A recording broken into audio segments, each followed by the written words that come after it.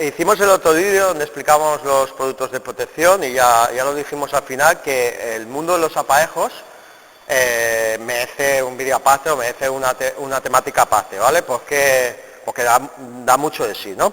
Primero que nada, hay que tener claro lo que es la función inicial del aparejo, ¿no? La función inicial del aparejo era aislar la masilla, ¿no? Yo había aplicado una masilla y por la porosidad que tiene, si yo la aplicaba directamente pintura de acabado encima, me rechuparía, ¿no?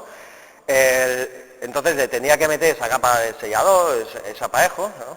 para evitar que pasa eso, ¿no?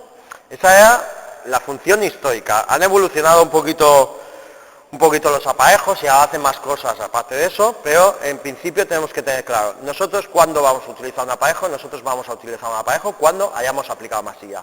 En el caso de que no hayamos aplicado masilla, no vamos a utilizar un aparejo, o un aparejo convencional, no lo vamos a utilizar porque no, hay productos para proteger la superficie que no se oxide, hay productos mejores que no un aparejo, ¿no? La función del aparejo era esa inicialmente.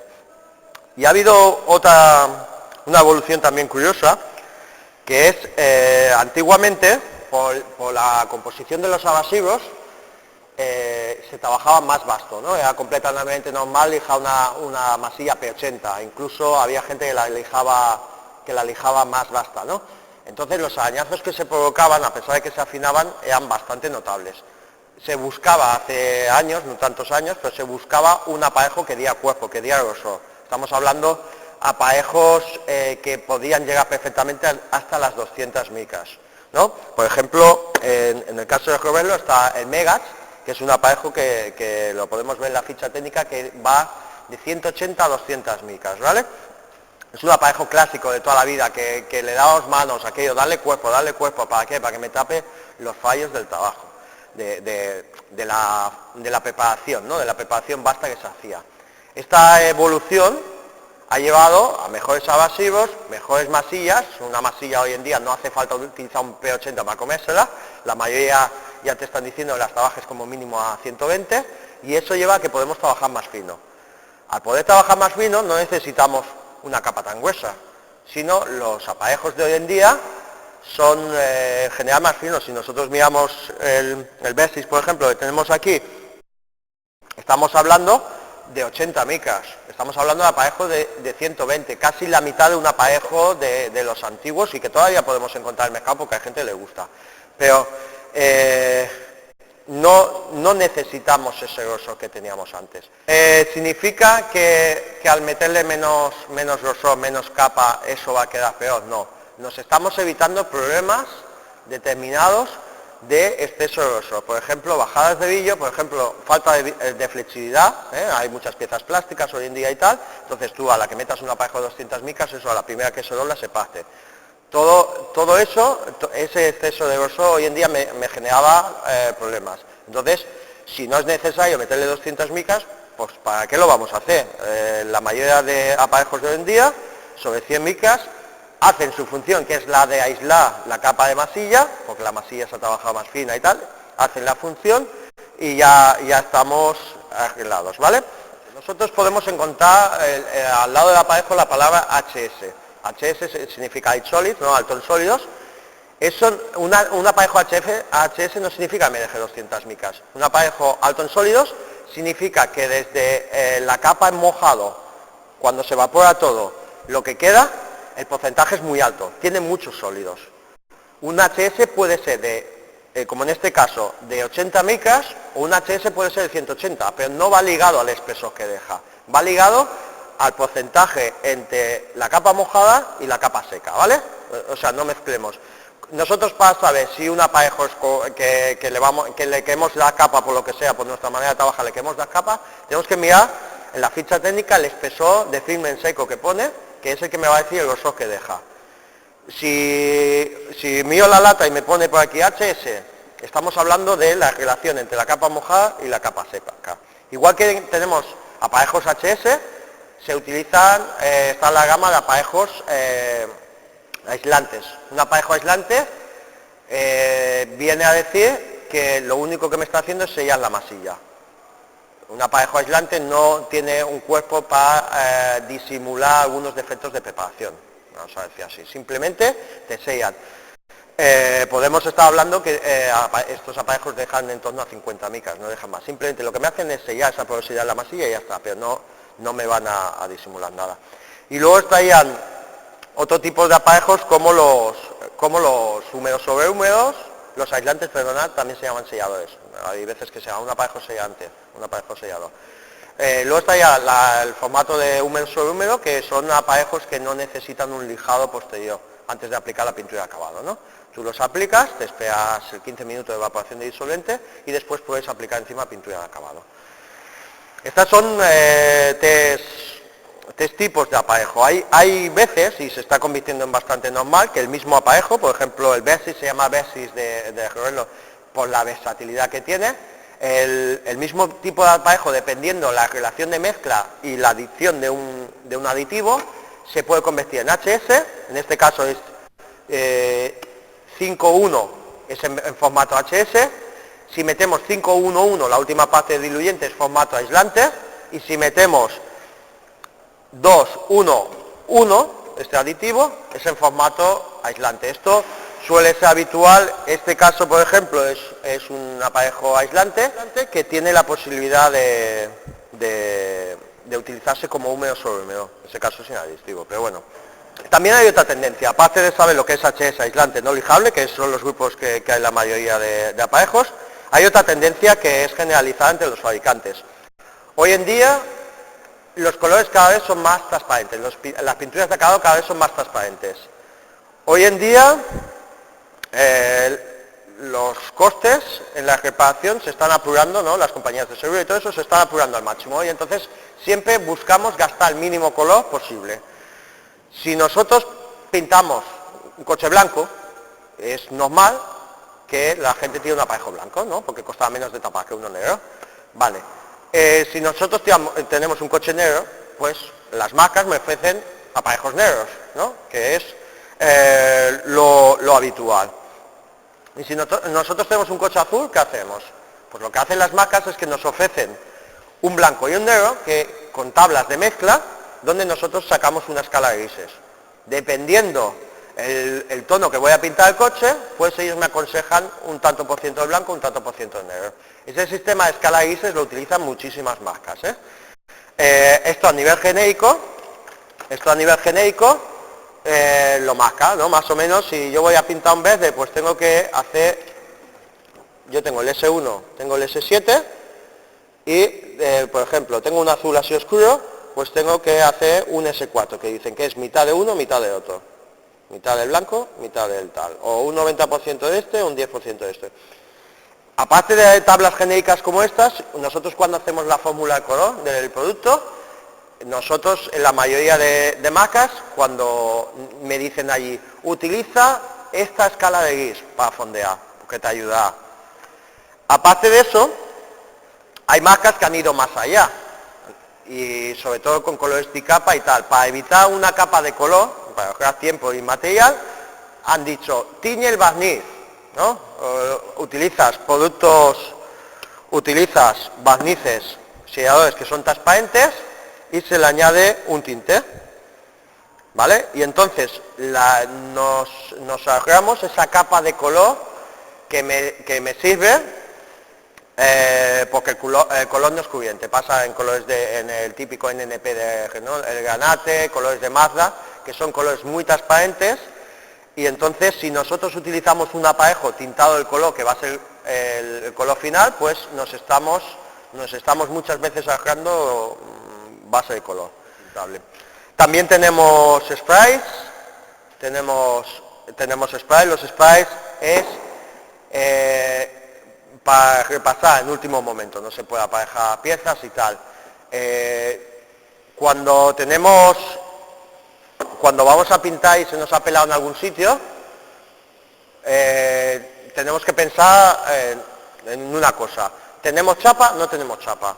Si se nos ha pelado y simplemente ha salido la pintura abajo y lo que tenemos es una mancha que posiblemente me cueste cubrir, un aparejo spray normal, le meto un poquito y ya te queda la mancha ahí fuerte disimulada, y y ya está, y pintar es más fácil. Si lo que tenemos es un pelado que me ha llegado hasta la chapa y vamos a pintar, por ejemplo, con un base de color al agua, lo que tenemos es que proteger esa chapa. Entonces utilizaríamos, más que un aparejo, una imprimación, ¿no? Que echaríamos ahí que sea capaz de aplicarse el color encima, ¿vale? ¿Sí? Pero es lo que tenemos que tener en mente. ¿Me ha salido chapa o no me ha salido chapa? Entonces escojo entre los dos tipos de spray, aparejo a parejo, si me ha salido chapa, si no me ha salido chapa, porque lo que tengo es una rotura de capa, entonces yo puedo tener problemas en ese contorno, ¿no? Que lo que sería el defecto de acabado de chupado, entonces yo lo tengo que aislar, necesito un aparejo. Si lo que tengo es un pelado que me ha salido un poquito de chapa, lo que tengo que hacer es proteger para evitar oxidación y corrosión. Y entonces utilizaría más un aparejo formato imprimación.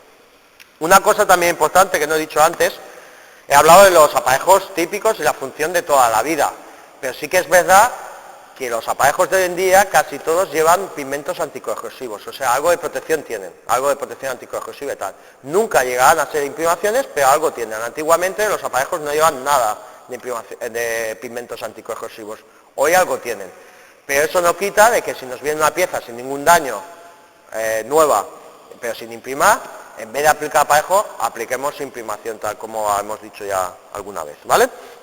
Después también, no lo tengo aquí, porque Roberto no tiene todavía, pero también, igual que en los barnices, se está poniendo de moda la tecnología Ice Dry de secado al aire, ¿no? El proceso de aparejado es un proceso que normalmente se hace fuera de cabina. Se hace o en el taller o en áreas de preparación, ¿no? Con unas cortinas, se aíslan y tal. Entonces, al hacerlo fuera de cabina, que es donde tenemos la calefacción, normalmente los aparejos se están aplicando sin calor, porque las zonas de preparación tampoco tienen calefacción. Si no tenemos ni zona de preparación, que lo preparamos en medio del taller, lo aplicamos, lo que hacemos normalmente es aplicarlo a más baja presión del que se debía aplicar, para no pulverizar todos los coches, ¿no? Pero bueno, el tema del calor. Como no le estamos metiendo calor para secarlo, si es cuando aparejamos un coche entero, pues para acelerar ese proceso se ha creado la tecnología de secado al aire, donde vamos a decir que el aire del ambiente o la ventilación es un catalizador más del producto. Esa tecnología que se utiliza en los barnices por otro motivo, por el tema de ahorrar en combustible de la cabina, ¿no? Para no enchufar la cabina y tal, en el caso de los barnices para ahí, en el caso de los aparejos se ha implantado esa tecnología Ice por el tema de velocidad de secado, para que nosotros podamos lijar antes ese aparejo, ¿no? Y es normal hoy en día encontrar aparejos Ice Dry, que lo que me hacen es que me acortan el tiempo de secado y entonces yo puedo lijarlo antes. Y lo dicho, tenemos en cuenta que el proceso de aparejado normalmente no se hace en sitios calefactados, se hacen en áreas de preparación o se hacen por allí. Entonces es muy indicado el tema de tecnología Ice Dry. También tenemos otra tecnología que también encontramos en aparejos, igual que en masillas, que es la tecnología ultravioleta.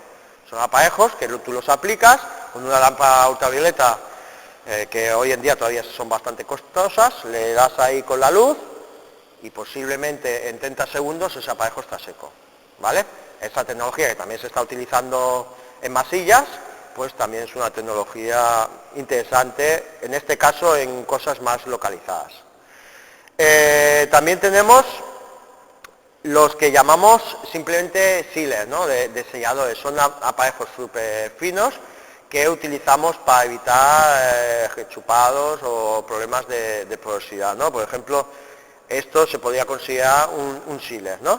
Es un aparejo 1K que no va catalizado, simplemente tú le metes a la superficie que sea, le metes este producto y eso ya te queda sellado y no tienes problemas de rechupado, ¿vale? Sería otro tipo de aparejo. Bueno. ¿Cómo se hace la mezcla en un aparejo? Igual que en el barniz, decíamos, lo hacemos en volumen, ¿no? 2 es a 1.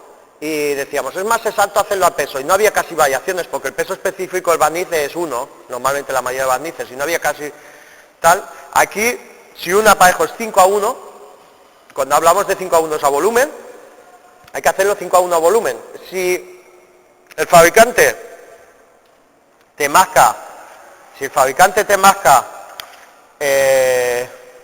la relación de mezcla en peso, lo podemos hacer en pesos, pero si no tenemos este dato no lo podemos hacer. ¿Por qué? Porque el peso específico de un aparejo oscila desde, este por ejemplo debe tener sobre 1,8 kilos el litro, y este está en, a ver si lo veo, en 1,4 kilos el litro. O sea, si yo hago la misma relación de mezcla a volumen que a peso, estoy metiendo una cantidad de catalizador que me va a generar problemas. Entonces, por eso en aparejos, si solo tengo el dato de hacerlo en volumen, lo hago volumen. Si el fabricante me da el dato de hacerlo a peso, pues yo siempre prefiero hacerlo a peso porque es más exacto, ¿vale? Y si tenemos a disposición una báscula, y tenemos que tener en mente que tienen un pot life, ¿no? Un tiempo de vida de la mezcla, desde que los mezclamos, bastante bajo. No es el de la masilla, que son 5 o 10 minutos, pero estamos hablando que alguno, por ejemplo este que tiene que es express para que seque deprisa y tal, podríamos estar hablando de que 20 minutos, media hora ese aparejo no lo podemos utilizar, ¿eh? Eso lo tenemos que tener en cuenta, que al aplicarse fuera de cabina, por eso es bastante aconsejable utilizar pistolas HVLP, por el tema de pulverización. Trabajan más baja de presión, pulverizan menos, y entonces gastamos menos producto. Es un producto que se tiene que lijar, que si no me queda perfectamente estirado no pasa nada porque se tiene que lijar, y entonces es muy recomendable en aparejos utilizar HVLPs, ¿vale? Pistolas HVLPs. Bueno, cuando nosotros vamos a aplicar, y esto es a nivel técnico, pero es importante saber el motivo, si nosotros tenemos esta zona, por ejemplo, esta zona de aparejo, esta zona de masilla, perdón, nosotros siempre tenemos que hacer una aplicación que se dice en pirámide, ¿vale? La aplicación en pirámide, que viene a ser que yo la primera mano la hago más grande y la segunda mano la hago más pequeña, ¿eh? Aquí he puesto este caso, pero imaginamos que tenemos aquí un poco masilla y aquí un poco masilla. Yo la primera mano la haría grande y la segunda mano, por ejemplo, la haríamos así, ¿vale? ¿Sí? ¿Esto por qué se hace? Pues lo hacemos porque, claro, nosotros cuando estamos dando la primera mano generamos una pulverización a los lados. Si yo la segunda mano la hago por encima de la primera, esta pulverización, que esto es falta de adherencia, yo estoy generando un defecto y la segunda mano quedaría mal adherida. Por eso siempre se dice en pirámide, la primera mano, esto es visto desde el lado, la pego así, la segunda mano más pequeña, y entonces las pulverizaciones me quedan fuera, y lijándolas ya se van. Si yo lo hago al revés, la primera mano así, y la segunda mano le meto aquí encima, que también pulverizo, ¿qué pasa? Toda esta zona, esto me queda con mala adherencia, ¿vale? Entonces, aplicación que dicen los técnicos siempre en pirámide. Otra cosa que tenemos que tener en cuenta, hay aparejos, por ejemplo en este caso, que en la primera mano tienen como una absorción muy fuerte. Por eso, igual que cuando tiramos el base color, se aconseja muchos aparejos, no todos, pero muchos aparejos, darle una primera mano muy suave. Entonces esa pequeña absorción que provoca, ya me lo deja sellado y ya le puedo meter caña. Si no hago eso, al meterle la primera mano cargada, me comienza a hacer historias, me comienza a rechupar y tal. O sea, es aconsejable, y depende de qué aparejo, casi obligatorio, darle una primera mano a aquello como sellada, tranquilita, y luego ya lo cargamos, ¿vale? Y también otra cosa a tener en cuenta, que nombraba antes, es la flexibilidad, ¿no? Nosotros cuando pintamos plásticos, a pesar de que, por ejemplo, este aparejo tenga 80 micras, ya es un grosor considerable, ¿no? Nosotros cuando pintamos plásticos tenemos que pensar las capas gruesas, que son las que tenemos que añadir el aditivo elastificante. Si tenemos que fondear un parachoques, ese aparejo tendrá que ir con aditivo elastificante. No así el color, que el color es una capa muy fina de 10 micras, eso no hace falta. Igualmente, si hacemos un aparejo, tendremos que mirar en la ficha técnica si tiene adherencia sobre ese tipo de plástico, y si no, tenemos que meter una imprimación de plásticos, ¿vale? Para que enganche. Metemos el aparejo elastificado, metemos después el color, y por último metemos el barniz, que también habrá que meterle elastificante. En principio también habrá que meterle elastificante. Y luego, lo último que decir es, bueno, ¿y yo cómo elijo entre todos estos aparejos para utilizar en este caso? Pues lo primero que tengo que... no se puede decir este es más bueno que el otro, no. Lo primero que tenemos que tener claro es que es para qué lo necesito yo, qué reparación he hecho, o cómo voy a acabar el proceso de pintado, o qué nivel de calidad tiene que tener esa reparación. Entonces decido, ¿no? O qué tiempo tengo para hacerlo, también sería... entonces decido si yo quiero un aparejo de 200 micras, quiero un aparejo aislante, quiero un aparejo húmedo, eso lo tengo que decidir. Luego yo como valoro si un aparejo yo personalmente como valoro si un aparejo es bueno o no es bueno. Primero es el tiempo de secado, ¿no? El tiempo de secado y la dureza que coge. O sea, un aparejo tiene que quedar bastante endurecido para que yo en un corto periodo de tiempo lo pueda lijar. No puede ser que me tarde 3 días en lijarlo, ¿vale? Y hay aparejos que me generan más rugosidad que otros. Por ejemplo, un aparejo que me deje muy rugoso, yo después, ¿no? que me deje esto así, yo después para lijarlo tengo que trabajar mucho en la lija para que me quede plano para luego poderlo pintar. Hay aparejos que quedan más lisos, más finos que otros. Hay aparejos que cuando los lijas incluso cambian un poquito el color. Este, por ejemplo, cambia un poquito el color. Entonces te hacen como de guía de lijado. Y tú ves los puntitos que faltan por lijar en algunos sitios.